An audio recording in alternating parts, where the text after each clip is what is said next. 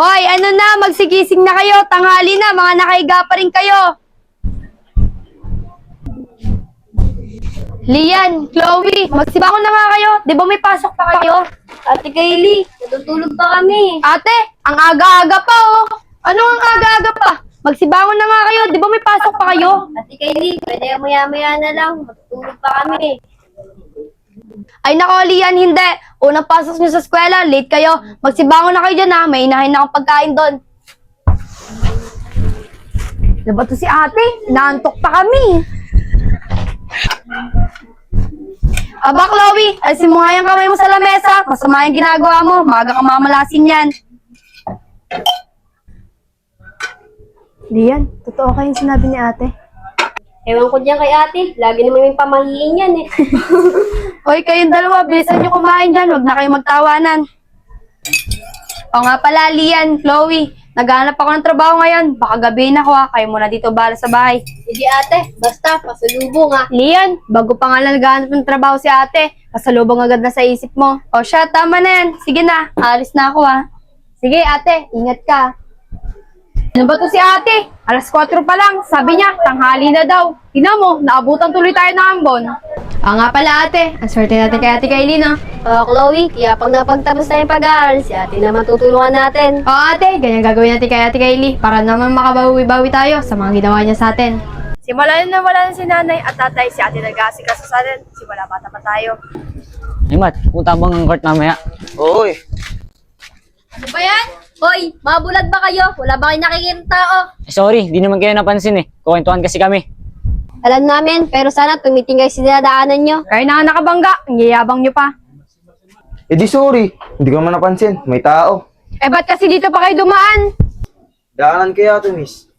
Ganun ah. Oh, ayan! Oh, miss, ba't mo binasa kaibigan ko? Nagkukwentuhan lang naman kami ah. Eh di hindi sinasadya ng kapatid ko basahin kaibigan mo. Miss, sorry naman ako. Hindi talaga namin sinasadya. Miss, nagsorry naman yung kaibigan ko ah. Tsaka hindi namin kayo napansin kasi nga nagkukwentuhan kami. So, hindi ko rin napansin. Tara na nga ate.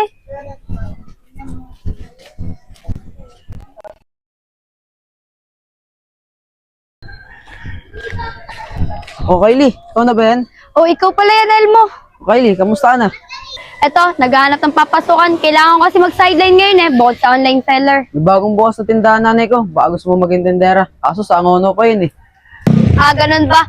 Ano yan? Arawan? Kasi kung stayin, hindi ako pwede. Wala kasi kasama mga kapatid ko sa bahay Ganun ba? Nasaan ba mga magulang mo? Ba't ikaw naghahanap ng trabaho? Matagal na silang wala. Simula nung graduating pa ako ng grade 6. Kaya ako nagtataguyod sa mga kapatid ko. May isa pa akong alam. Kaso baka di mo rin kayanin eh. Kahit ano pa yan, kakayanin ko para sa mga kapatid ko. Basta wag lang stay in Puro kasi lalaki ang kasama niya sa bahay at laging wala. Kaya walang alam sa bahay. Sige, taga-saan ba yung sinasabi mo? Nakilala mo? Naalala ko sa kaibigan ng mama ko. Kailangan kasi nakasambahay doon. Malapit lang dito. Mabuti pa siguro, Kylie. Bigyan mo lang sa akin number mo para tatawagan na lang kita. Sige. Oh, sige, dyan ka na. Anong oras na rin kasi? Baka nasa bahay ng mga kapatid ko. Ingat.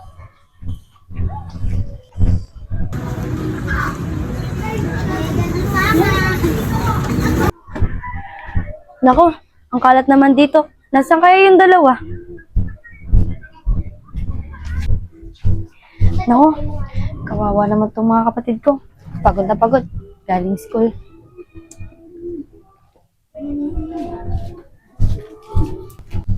Oh, ate, andyan ka na pala. Oh, Chloe, kumain na ba kayo? Di pa, ate.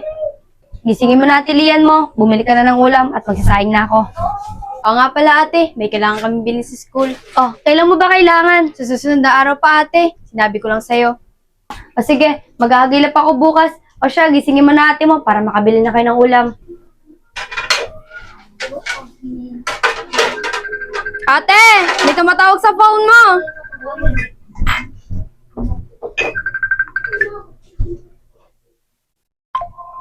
O, ikaw pala Elmo. Kailan ako makakapasok? Hello Kylie. Bukas daw pwede ka na pumasok. Sabi ng kaibigan ni mama. Talaga ba? Salamat Ate, sino yan? Ba't ang saya mo? Oo nga, Ate Kylie. Chloe, Lian, may trabaho na ako. Talaga ba, Ate Kylie? Mabibigyan mo na akong bagong cellphone. Ano ba to si Ate Lian? Puro luhuhan sa isip. Palibasa kasi, may bago kang cellphone eh. O tama na yan. Lahat naman ang gusto nyo mabibigay ko. Basta mag-aral kayo mabuti Oo ate, mag-aaral kami na mabuti. Di ba nga, Chloe? Oo naman, para pag nakapagtapos kami ng pag-aaral, ikaw naman tutulungan namin ate. Mahal na mahal kayo ng ate. Tandaan nyo yan.